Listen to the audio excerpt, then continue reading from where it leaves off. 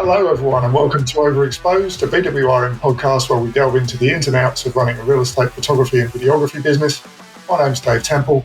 And my name is Jackie Kirk. Today we're talking to the lovely Alex Wearne from AKW Design and Home.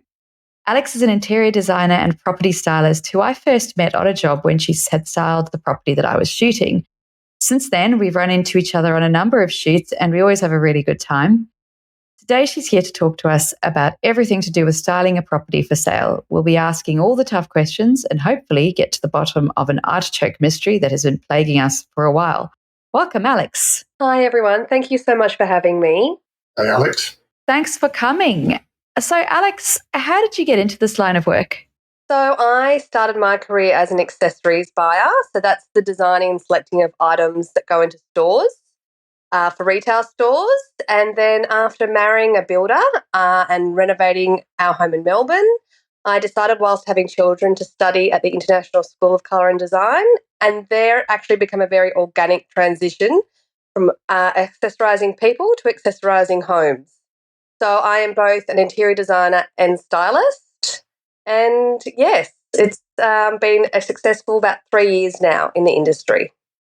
Awesome. So did you start off really wanting to focus on interior designing and then move into property styling, or? Yes. So I actually started out, I love colour and paint, and I was really happy to be a colour consultant.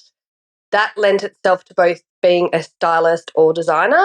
I started out doing more of the interior design work, working with people with tiles and choosing carpets and paints, and then property styling followed on from that. And so what, just to clear up, what is the difference between a stylist and an interior designer, Alex? So the way I like to describe it is that the interior designer is the overall things that you can't change in your house. So wall heights, kitchens, tiles, the things that don't move. And a stylist are the elements we can, like the furniture and decor, the rugs, the lamps. Makes sense. Awesome. Yeah. And so your husband is also in the industry. Do you guys work quite well together? It's the topic we cover a lot on here, so I'm very interested. Yes. Some would say, well, we do. We are both being in the industry. We both have a lot of opinions on how things are meant to look. However, yes, I do get to use him quite often with the property styling style of things because we work with clients to create little bits and pieces throughout the house, which I'm very lucky I have him as an asset to my business. And obviously, both of us being in the industry, you are living and breathing it. So it's the discussions at night, it's the bouncing ideas off each other, which is really remarkable, and it makes both of us be better in our careers. Mm. You've been doing this for 3 years. I know I've seen styling change quite a lot since I started. Have you seen much changes in property styling over the last 3 years? I definitely think through the growth of social media and the insides of our homes being on display more than ever, how we present our home is becoming more important to individuals. Mm. It's also meaning that with online shopping, we are able to purchase now a greater range of options from more places.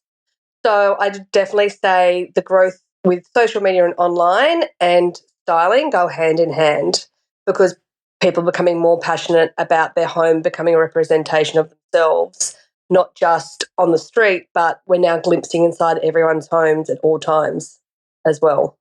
How quickly would you say it's grown in terms of real estate? Like I have no concept of when people started to get stylists in. I would say it's probably within the last 10 years. Would you say it's grown very quickly? Or? Yes, I would say I've seen a dramatic change in the past 2 years. Once upon a time, it was really to bring the stylist in on really high-end houses or houses that really needed a lot of work.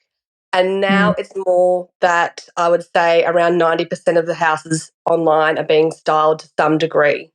So whether that's just working with people's personal items, it may not be doing a whole hire, but I think now agents are pretty much using a stylist almost on the majority of their properties. I also suppose it depends where you are, but Alex and I are on the Northern Beaches, and I can definitely say that that's a case. But I think you're right, Dave. It's in the last 10 years. I remember even in Wollongong, it was just starting to happen. If you went into a property that was styled, it was like you'd hit the jackpot. All of a sudden, your shoot was just so much nicer. But now, if with the majority of properties being styled, I think there's a lot more scrutiny on the actual styling. Before it was just if it was styled, it was great. Whereas now we're saying, well, are the plants real? Are they dated? Are the colors, is this old? Have I seen this before? It's a lot more pressure on a stylist to do something different. How do you tackle that, Alex? I totally agree. And I must say on that point, not only am I styling houses, but I'm also looking at every house that's listed to see what other stylists are constantly doing as well. I think it's really like I work for myself. Therefore, I work very closely to every single client, and every single house I work on becomes its own individual mood board. I don't have a box of items that I take from one house to the next. I actually work with clients and every house is individual, but 100% making sure that I'm on the top of my game on every single house. Basically, there's never an opportunity to slip. There's never an opportunity to be relaxed about a house. Every house, no matter what the price tag, is as important as the next one, especially when you're dealing with and people's largest asset they have in their home, in their lives, which are their homes. And I take that on board when I style also. And having that emotion and connection to the homeowners is really important when styling. And that's just why I just don't think you can have a cookie cutter approach. It's very similar to what we do, I think. So I've gone into houses that are styled by a bigger company, and you are kind of, they're going, well, this is the catalog, you can choose from that, whereas you're hiring from different companies to suit the house.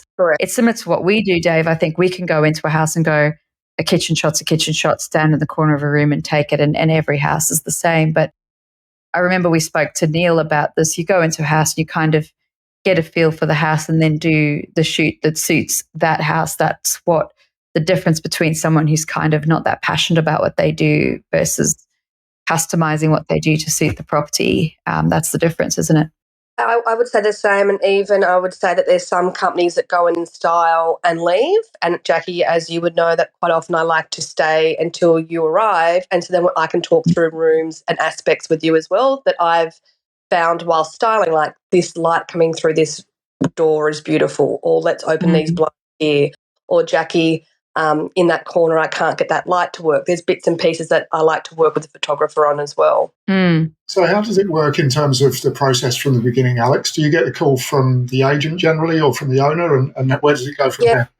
So I work slightly different to a larger stylist agency. I work exclusively for one real estate office, and they basically, when they sign a client, they will then send me to the client free of charge to the client to create a property presentation report, which is where I walk through every single room and then produce a report with my suggestions on how to style. And then it's up to the client to decide whether they would like to go ahead with those suggestions or they don't need to if they don't want to. But keeping in mind, the only reason why an agent would send me in and the only reason why I'm suggesting things is to get the absolute best financial result for the client. So it's not for the sake of it. The only reason I'm suggesting is because I think it will increase their profitability at sale.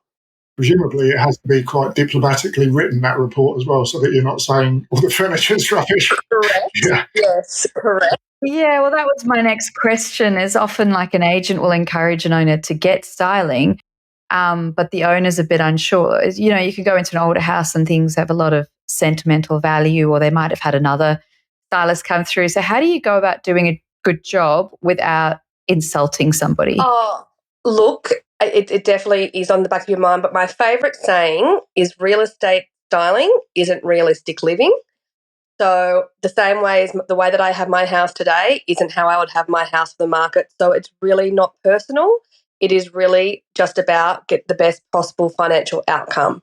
So where you have your TV, where you have your lounge and your TV to watch TV every single night isn't how we have it when it comes to on market and for people to view your home. Absolutely nothing personal whatsoever, but it is a delicate situation, but it's coming from the best possible direction from both the real estate agent and the stylist. It's really funny. I've gone in to shoot houses that you've done, Alex. There was one recently where they actually said to me, oh, we weren't sure. She said, put a chair in that corner. And we just thought, what is she talking about? That's insane. And now look at it.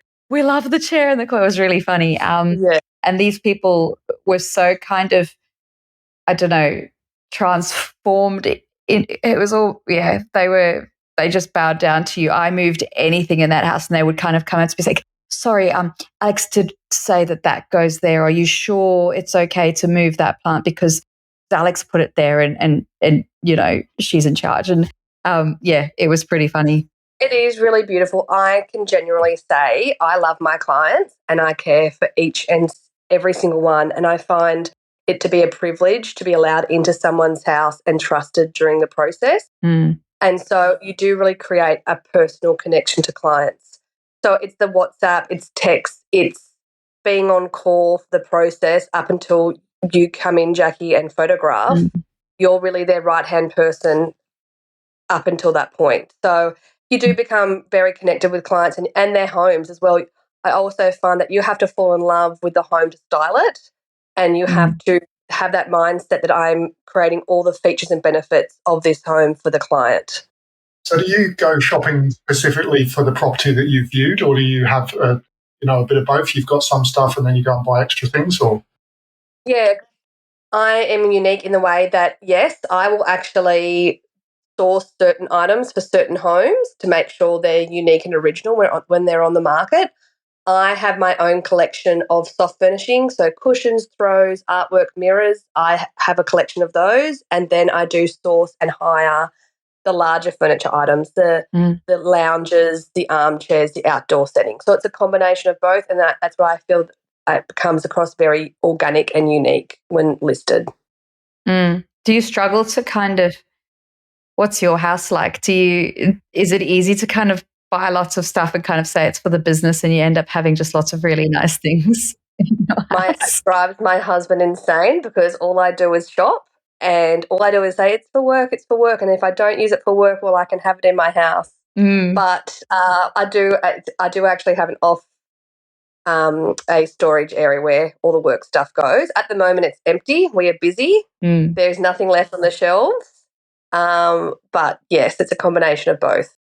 Well, yeah, I remember we did one recently and there was a beautiful cushion set up and you went, well, actually, that's a cushion from my house. That was an expensive cushion.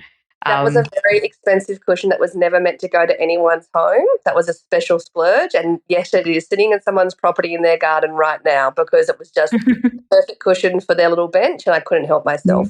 Yeah, it looked really good.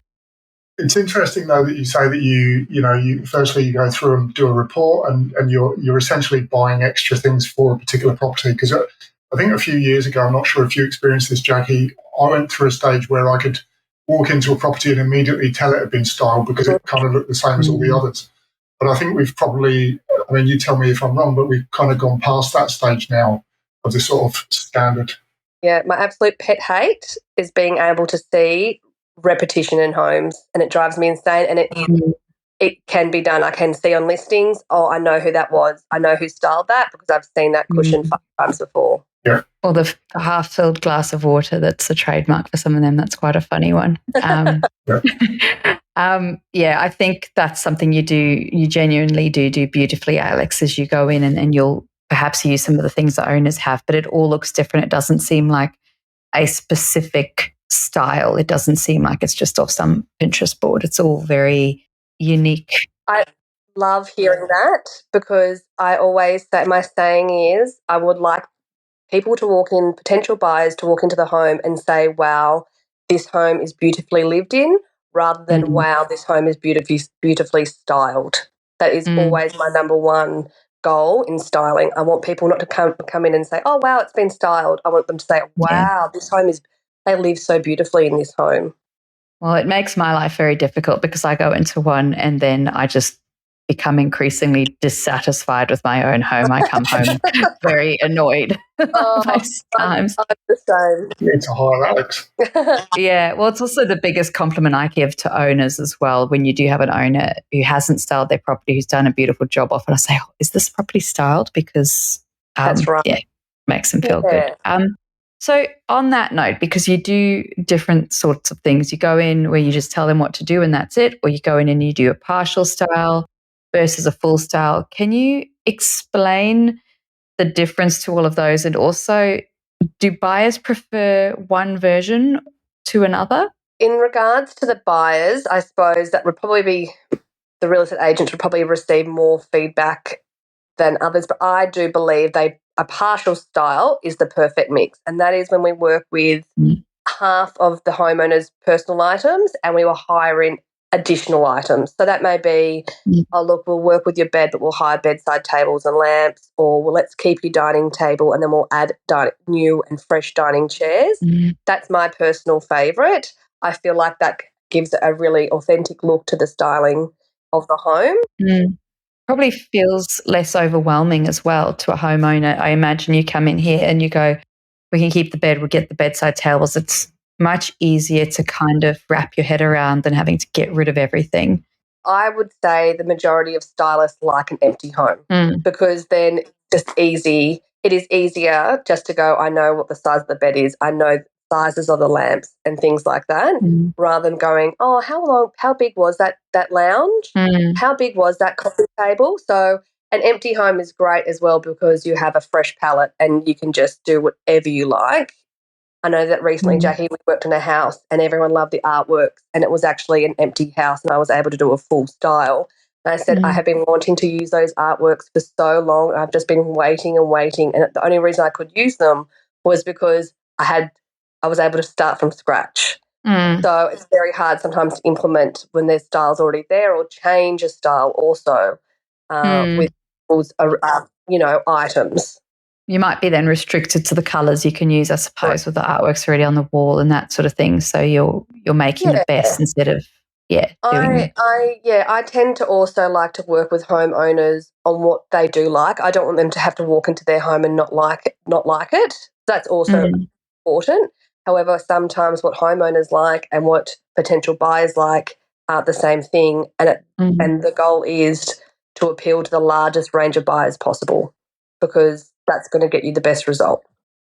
So for someone who's doesn't want to go the whole hog, are there like some common things? What's the most common things you would say for homeowners listening to this podcast and they go, I don't want to do full styling, or they might be somewhere rural where there's no stylists about. What are the most common things you tell people to change on a partial style or just on the advice sort of style? If you don't want to work with a stylist and you don't really have the budget for a stylist, a few little tips would be, first of all, I do see the importance of having a cleaner come in and just help you clean because it is the cracks on the doors, it's the tracks on the windows, it's the plantation shutters, a proper deep clean, gurneying the front driveway, gurneying your front steps. Get someone in to help you. It is preparing your home for sale is hard work. It is not easy. Get help where you can. It would definitely be beneficial. On a more styling point of view with the house, the power of cushions. Dave's got his head in his hands. If you have an old lounge, if your bed is looking a bit tiresome, take yourself up to the local super centre, the homeware store, and buy 10 cushions. Don't buy 2, don't buy 4, buy 10. Buy 10 matching light coloured cushions that are feather filled. That's my tip, feather filled for a great karate chop cushion. And the power of cushions will help give your house a facelift. Dave, that's the podcast title right there, The Power of Cushions. Yeah, exactly right. The Power of Cushions. That's so funny. I wonder what it is. I love a cushion. My husband hates them, doesn't see the point. I don't think I've ever met, I'm sorry if it's sexist, I'm really sorry if this is generalizing. I have never met a man who appreciates cushions. I must say in our house, if you touch a cushion, get out. I think it's interesting when we obviously see a lot of houses, Jackie, where there's either just a woman living there or just a guy living there, and the guys' ones are always very, generally speaking, always very utilitarian. I've got a sofa because I bought it in 1970 and it still works, so therefore, why would I need a new one? Correct.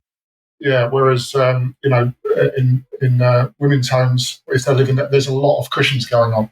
So, it does seem to be split by sex. I feel like I spend my life picking up cushions that have been discarded on the floor very rudely by children and husbands. How many cushions do you reckon you have, Alex? Personally, I easily would have upwards of 150 towards 200 cushions. in my storage area. At the moment, those shelves are empty. They're all in houses.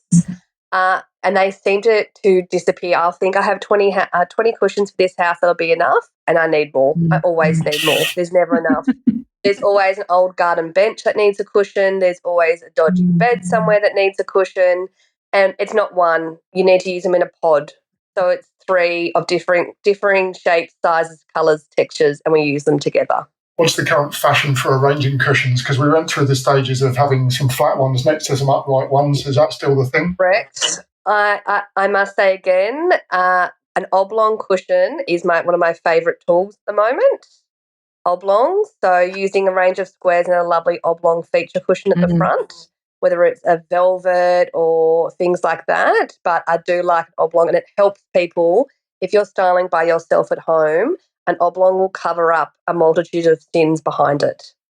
So if you can't fold your doona correctly, or if you can't position them correctly, just put a lovely big oblong in front of all the others and it'll look fantastic.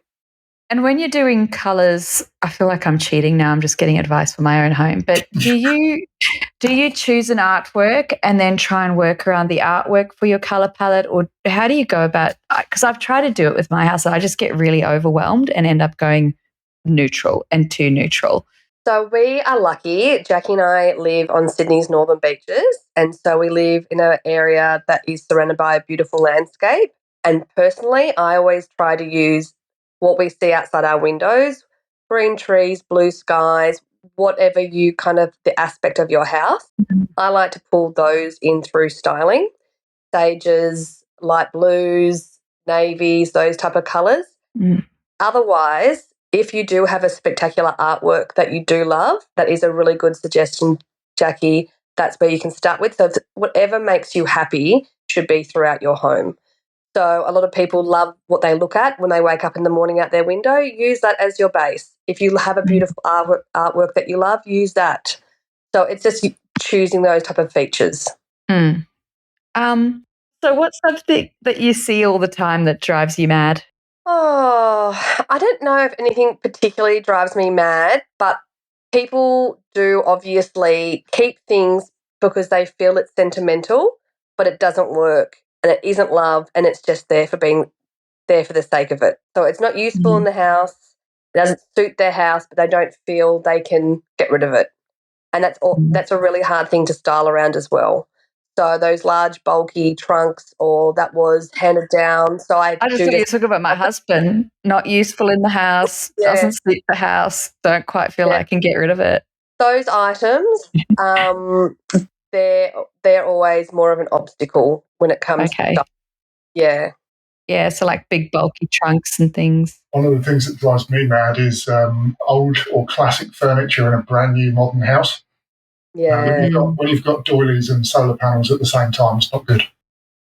Do you know what annoys me is leather lounges? I know they can look nice, but you can't stand a cushion up on a leather lounge. No. You just end up with these slippery cushions. Drives me nuts.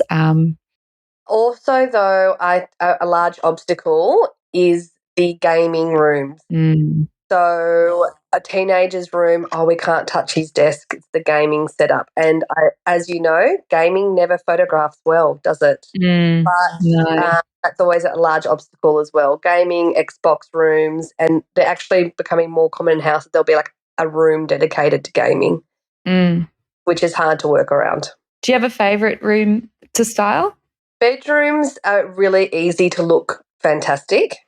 So I find their bedrooms are a great room to work on. They can be a multitude of colours. You can use pinks, you can use purples, you can use blues. I'm not afraid to not go white. But there isn't a particular room. I find the kitchen sometimes can be the hardest to be unique and original, trying not to be, here is the cooking book, here is the mortar and pestle, here is the clam full of lemons. So I'm trying to always make sure in the kitchen that I'm thinking of new ways to style a kitchen.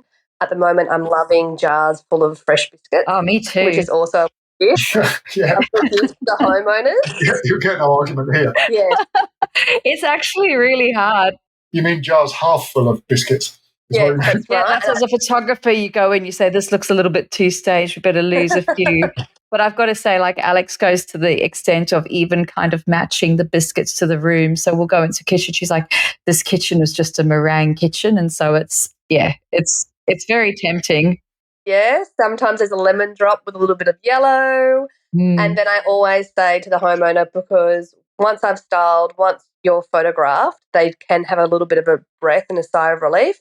And I say, sit down, have a cup of tea or a glass of wine and open up those cookie jars. So, and have a look forward. Oh, that's nice. Yeah, that's really lovely. So, which it is nice. But make sure they're full again, ready for Saturday, please, when people come through. And I see a lot of owners, when they do things themselves, can sometimes go too far. I think it's hard to find the balance of enough, but not too much. So I think something that I'm not a huge fan on, people will do a full dinner setting on their table with like 3 stacked plates, 2 glasses, and it's like they're setting a meal for the Queen, and the photo just becomes all about this table setting. A common theme with people is they feel like the best their house looks is at Christmas time or when they're entertaining. So they think, oh, don't worry, I know how to do it. Everyone comes over and thinks it's beautiful on Christmas Day, so I'll put out all my plates and sauces like I do then. And it's like, no, we don't need to cluster the photos that look like that. Yeah. So for photographers out there, photographers going into a house that's styled, I think the temptation can often be to say, well, the house is styled, I don't need to move anything.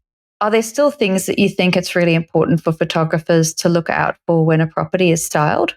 Absolutely. There was a house that was recently photographed and I had a large cheese board and fresh flowers and items on the kitchen bench, and I had it positioned so when the buyers came through, it was the first thing they saw, but it was a dusk shot. So then I moved the position of it so that it would be included in the dusk photos.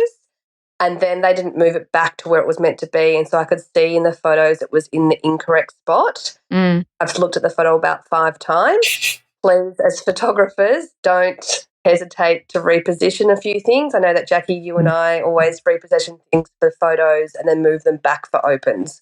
It's 2 different aspects. Yeah.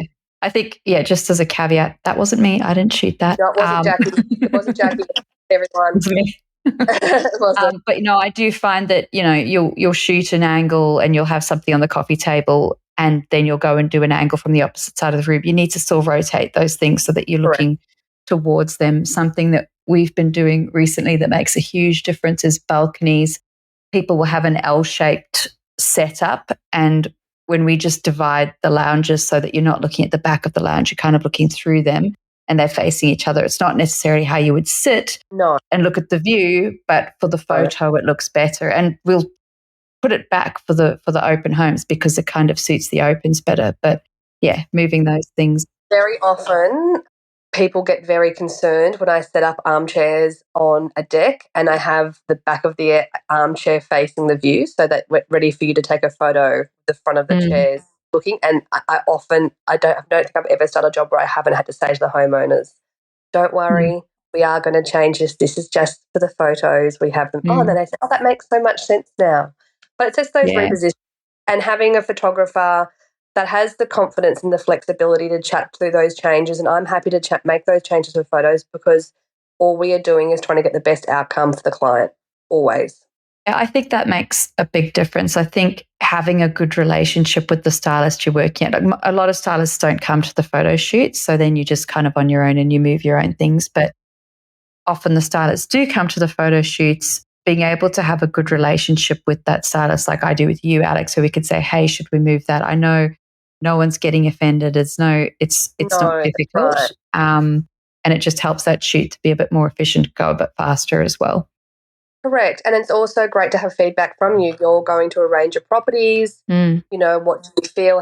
What do when you walk and you go, oh, okay, it's looking a bit dark or it's looking this. I take that feedback on board, quickly throw in a few extra items or a few different colours and tones, which is always really important. Yeah, for sure. I find cushions is one of the things that gets moved around often when I'm doing shoots because they might be down the wrong end of the sofa, so you have to move them for a particular shot, move them back. There's nothing worse for me anyway than seeing a huge pile of cushions right at the front of the shot that blocks the room or blocks the sofa. So yeah, exactly. just making them face towards you. It's those little, I think that was a big difference it made for me as I got more experience. When I started, I'd go into a house and it's styled and just really shoot it as is, and you kind of take it for granted, but you're still repositioning things to suit the photo and to suit the angles that you're taking. That's something that the agents notice too. Alex, what about trends? Do you have a favorite trend, or is there a timeless style that you lean towards? I know you don't really do cookie cutter or set things, but yeah, what are your favorite trends and most timeless styles?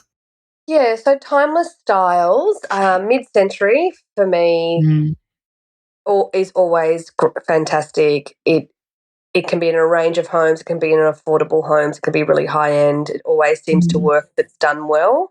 But also, as everyone knows, that Cape Cod and Hampton style is really easy to get right in a home. It's always fresh. It's always clean, and it never disappoints. So those two like styles in a house, it really can't go wrong. But I'm a big believer in being unique, and that you should be shopping from a range of home stores to create your own unique and individual style. I think it's interesting as well. I think we're very hyper aware to trends getting old.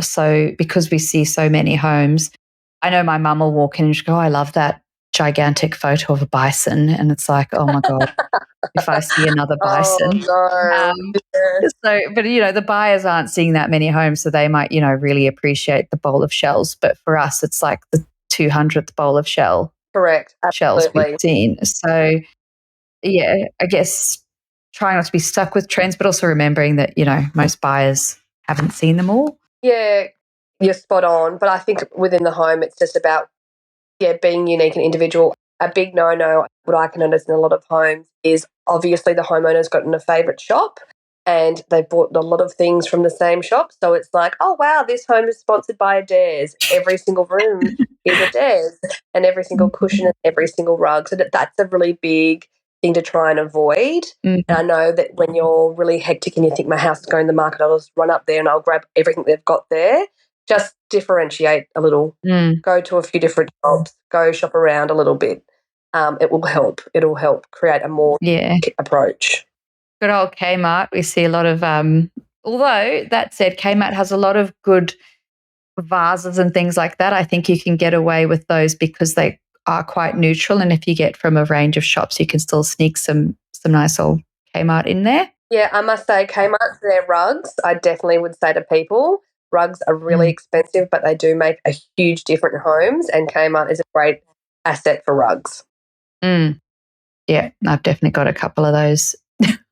What would you say, Alex, is the change that you make that blows people away most consistently, or the room that you change that blows people away most consistently?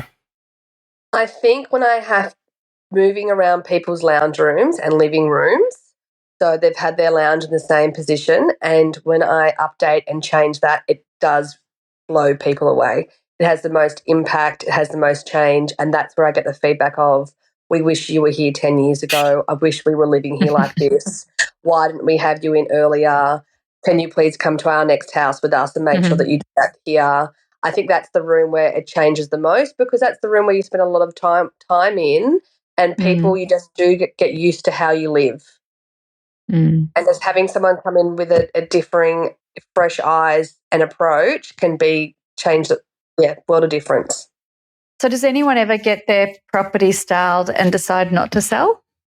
Happened to me twice, Jackie, 2 times. And wow, there's a little bit of guilt, because obviously I come in with the agent and then I have to say, I'm so sorry. But also it's a fantastic feel. And it was more, both times it was people that they were trying to sell because they just didn't feel the house had what they needed, and it just needed a change. And change is as good as a holiday. So what were the changes? What did you do? That's so interesting. I think a lot of people get stuck once they have kids with thinking they don't have enough room for toys and things like that. So, creating more space in the home for kid areas and kid toy storage. There's a large trend at the moment with mudroom areas. So that is having like a little space near a front door where you can store school bags and shoes and items like that. And it's a really easy area to renovate and can be quite cost effective. Making those little changes for people just make the way of living more effective. So that's probably where a little bit of the interior designer comes out as well. So those type of changes, and they've said, actually, we're just going to stay and see how we go rather than sell. How do the agents respond to that? Do they get annoyed? I don't think they get annoyed because you've made their client happy, and whether they may not be on the market now, they will be on the market maybe eventually one day. But I think I'm a tool for the agent and I'm part of their team. So they've suggested it, so it's good on them as well. It always amazes me that you can walk into places and almost see the decade that they stopped buying things for the house. I know. That makes me sad. I've walked into places before that it looks like someone's walked out in the 60s and never gone back. I know. And it's not people's fault. If you can't do interior design and styling, then you can't do it. So having that fresh eye and someone just moving things around and updating it is a great help. I definitely find it interesting how different regions or different areas have a set style. So, we look at our photographer in Noosa, you look at a lot of the Noosa houses, and there is a very specific look for Noosa. There's a lot of leather. That's all I'm saying. But absolutely, and the Gold Coast has become so much more popular, and their style as well. They have a lot of stonework happening up there in interior design ways, stone and white external housing up there as well. I often, I'm the same. A lot of good and emerging homeware stores also are coming up in Queensland, which is great. Same as like the Byron Bay style. It's just really interesting. So how different areas, it becomes an area like just for that neighborhood. I suppose we're all shopping from the same. I suppose it's because we're all shopping from the same shops, but it is interesting. Following the same Instagram accounts. I find now I do most of my research on my phone, on Instagram and on Pinterest. So it is, and then there's now links. You can see something and you can Google search an image that you see and it'll bring up all the shops where you can purchase it from. So it is quite amazing how that has developed styling and interior design so much as well.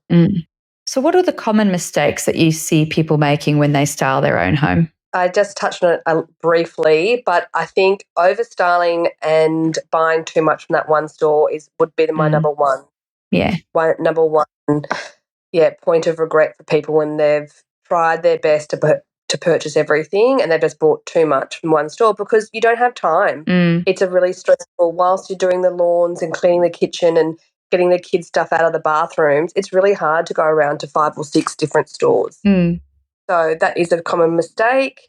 And then I must say, no, it's all right, I'll clean it. You have a lot to do. You have a lot to do on the day. Get in a team of cleaners, even just before that first open. Clean the windows, clean the windowsills. So not having your home perfectly clean. Photographers, you would probably see that as well. There are some things we can buy. I would say particularly windows. Yeah. Windows just make such a huge difference to us, having the windows cleaned. Yeah, and don't go to Kmart for everything. But some things. Going back to that, though, it is very difficult from a homeowner's perspective because you go to places like IKEA, for example, and they literally set up a whole room that you can essentially just point at and buy. So, and it takes a lot of confidence to go, I want that bit, but not that bit. So it is tricky.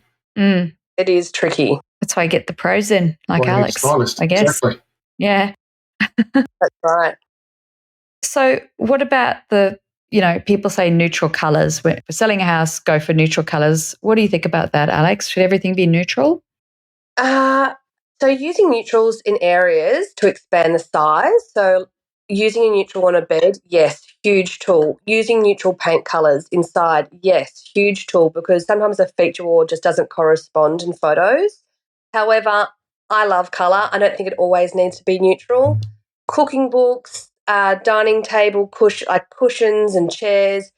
I think colour is emerging. I think colour is a large trend at the moment. The only place I would say is to not use colour is in your flowers. I do like and tend to stick to light coloured flowers, because if you buy a big bunch of red roses, that is the first thing your eye is going to look at in the photo. So yes and no. I don't think everything has to be neutral, no. But if you're styling yourself and you haven't had a stylist in, I would probably say 9 out of 10 times it does mean you need some neutral cushions. Yes. So, it's a 50-50. Okay. So, Alex, what are some of the most memorable moments that you've had doing this? So I've been able to work in some incredible homes, but I would say one of my first homes I ever styled, I just happened to be carrying an original David Bromley artwork, moving its position, and after the owner came in, I realised it was probably worth about $150,000. I would not have touched it if I had known.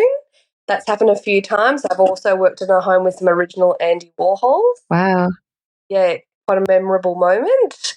But I would definitely say the homes upwards of 10 million. Working on a home of that calibre is really spectacular and special. Being allowed in the front door, let alone to move everything and style it, is a really big compliment. And those type of homes, yes, stay with me for a long, long time. I'm really proud of them. Awesome. So, Alex, leading on from that, what's your favourite and what are your most challenging parts of doing this? So the happiness and feedback of clients, I've had clients cry from happiness, and that is just absolutely the best part of the job. Working with them, selling is very emotional, and working through that with clients is absolutely the best part. I do also stalk the photographer for the photos more than anybody else, I think, because I want to see how the styling corresponds in the photography. The worst and or least favourite has nothing to do with clients. It's probably positions. I've had some very tricky places to get delivery trucks into, working in Avalon and Palm Beach, up private roads and private driveways. And there's been times where I've stood on a driveway and thought, I can't do this anymore. This is going to give me a heart attack, watching a truck become 20 centimetres to a 10-metre drop-off. But yes, I mean, people who sell homes of 30 years where they've had their kids in the bath and their grandchildren in the bathroom and things like that, that's very emotional, and I feel that emotion. So it also sometimes, you go home and you feel like you're a part of that family for the day. So there's a mixture, and that can be really good and that can be really hard as well. Sure. Yeah. If you could style your own house with the idea that it doesn't matter what it looks like because you're not going to sell it, you're going to stay there forever, and you didn't have to ask it, cooperate with your husband, would it be styled in the way that we assume it would, or would it be some mad coloured thing, or what would it look like? No, I think we were just talking about that. Yes, I think everyone would probably be surprised if they walked into my own home. I've actually just done a little renovation at home, and one of my rooms is green on every single wall.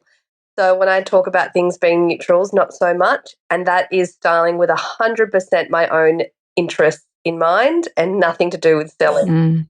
So, yes, lots of colour, lots of items. I love the saying, more is more and less is a bore. So that kind of goes against styling, which is minimal and spacious. Well, but yeah, I've seen a big surge in the trend. We had Marie Kondo and the whole, get rid of everything that doesn't spark joy. But now on the flip side, there does seem to be a growing trend in maximalism. And I must say, when that's done right, it's hard to nail it without it just looking like carnage. But when they nail it, it is pretty awesome. We did have a very big trend of Scandi and then Japandi and things like that, which was quite minimalistic and clean lines and empty. And I would say more the trend is now at the moment is having those extra items, the lamps, the jars, the urns, the items like that throughout a home. So it has changed. How do you balance because you've got a young family, does it just make your skin crawl when it's chaos, or do you leave that side of you at the door in regards to just how your own home looks and wanting it to look the way you like it versus? I actually people always say to me, how do you have so many things that aren't broken? And you just do. I have jars and urns and really beautiful statues everywhere, and somehow I've just avoided it. And I also say, if it makes you happy, put it in your home. And obviously, being a stylist, I love homewares, and they make me really happy. And I attend probably every homewares sale there is in Sydney, and if I'm not there in person, I'm there online. So I just think with homes, don't let children hold you back from having a beautiful home. And if something does get ruined, oh well. If there's a little stain, we'll work through it. We'll get it out. We can get a professional in to clean it. Have the thing you like. Buy the things you like. Sounds like there's a good chance that if something falls, it's going to land on a cushion anyway, so it'll be fine. That's right. That's right. If a cushion wasn't there, it should have been. So that's right. I have another styling mystery. Yes. What's with the plastic artichokes, Alex? Plastic artichoke on like a coffee table. When you think about it, it's mad. In a sense, does it? Well, you should know, Jackie, that I am a real girl. So I actually buy real lemons, real limes, and real artichokes.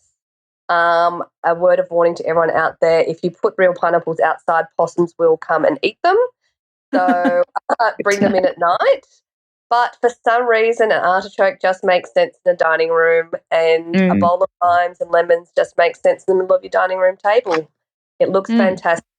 I will give a tip that using real brings an element of freshness into the house, which then corresponds not only with the photos, but when people walk through your home.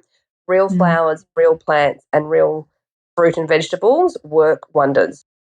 Yeah, I think walking into an open home and picking up a plastic apple it's a bit weird. Yes.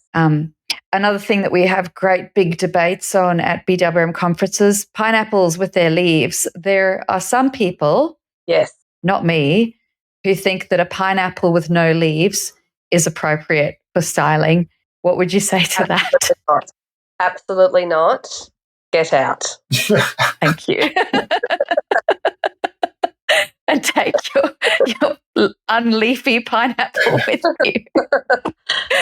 Does that mean you can't just throw some pineapple chunks on the side and you'll be all good? No. Chunks being thrown. Go choose a coconut maybe instead. That might work better for you. But fun is back in the olden days, I found this when traveling through southern states of America. They would put a pineapple, like when you had a house guest stay with you, when you had a pineapple given to you in the morning, that was your sign to please leave the property. Oh, I've actually got some house guests at the moment. I might have to go pineapple shopping. Presumably, you're very sure of that when they start throwing pineapples at you rather than just giving it to you. Or if they've left them in the tin.